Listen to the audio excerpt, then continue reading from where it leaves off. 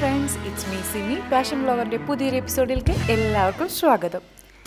ഇന്ന് നിങ്ങളെ കാണിക്കാൻ പോകുന്നത് ഇഫ്താർ സ്പെഷ്യൽ ഐറ്റമാണ്. പുതിയ പ്ലസ് സ്പെഷ്യൽ ഐറ്റം എന്താണെന്ന് അറിയണ്ടേ?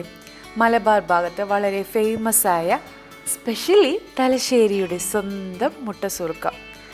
വളരെ ടേസ്റ്റിയും ഹെൽത്തിയുമാണെങ്കിലും ഇതിൻ്റെ ഏറ്റവും വലിയ പ്ലസ് പോയിൻറ്റ് നമ്മളെ വീട്ടിലെപ്പോഴും അവൈലബിൾ ആയിട്ടുള്ള ഇൻഗ്രീഡിയൻസ് വെച്ചിട്ടാണ് നമ്മളിത് ഉണ്ടാക്കുന്നത്. അതുകൂടാതെ ഇത് നമുക്ക് സ്നാക്സ് ആയിട്ട് കഴിക്കാം, ബ്രേക്ക്ഫാസ്റ്റ് ആയിട്ടോ ഡിന്നറായിട്ടോ വിത്തൗട്ട് കറി വിത്ത് കറിയോ നമുക്ക് കഴിക്കാൻ പറ്റുന്നതാണ്. ഇതിന് വേണ്ടത് 1 കപ്പ് പച്ചരി. അത് ഞാൻ വെള്ളത്തിൽ ഒരു 5 മണിക്കൂർ സോക്ക് ചെയ്ത് ഡ്രെയിൻ ചെയ്തെടുത്തിരിക്കുകയാണ്. പിന്നെ വേണ്ടത് ഇതിൻ്റെ പേരിലുള്ള പോലെ തന്നെ 1 മുട്ട വേണം, പിന്നെ 1/4 കപ്പ് ചോറ് വേണം. ഇനിയുള്ള ഐറ്റംസ് ഓപ്ഷണലാണ്, ഇത് നിങ്ങൾക്ക് ഉള്ള പോലെ ഉപയോഗിക്കാം. ഞാനിവിടെ ചോപ്ഡ് ക്യാരറ്റ്, ഓണിയൻ, ചില്ലി, മല്ലിയില, കറിവേപ്പില ഇവയാണ് എടുത്തിരിക്കുന്നത്. അത് നിങ്ങളുടെ ഇഷ്ടത്തിനനുസരിച്ച് മാറ്റങ്ങൾ വരുത്താം, ഓരോരുത്തരുടെ ഫ്ലേവറിനനുസരിച്ച് അത് മാറ്റാം. ഇനി നമുക്ക് എങ്ങനെയാണ് ഉണ്ടാക്കുന്നത് നോക്കാം.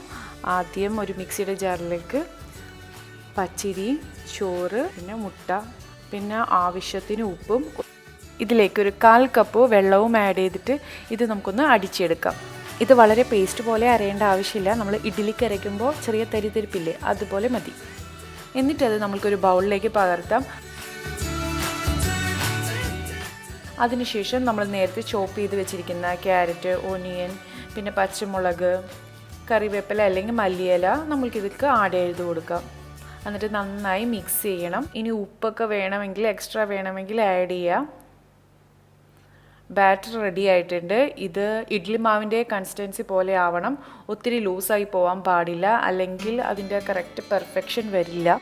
ഇനി നമ്മൾക്കിത് ഫ്രൈ ചെയ്തെടുക്കാം. അതിനായിട്ട് ഞാനൊരു ചട്ടി അടുപ്പത്ത് വെച്ച് അത് ചൂടായ ശേഷം വെളിച്ചെണ്ണയോ അല്ലെങ്കിൽ ഓയിലോ ഒഴിച്ചു കൊടുക്കുക. എണ്ണ നന്നായി ചൂടായ ശേഷം ഇതുപോലത്തെ ഒരു കയ്യിൽ ഉപയോഗിച്ച് നമ്മൾക്ക് മാവ് ഇതിലേക്ക് ഒഴിച്ചു കൊടുക്കാം. അതപ്പോൾ ഒരു പൂരി പോലെയൊക്കെ നന്നായിട്ട് പൊന്തി വരും.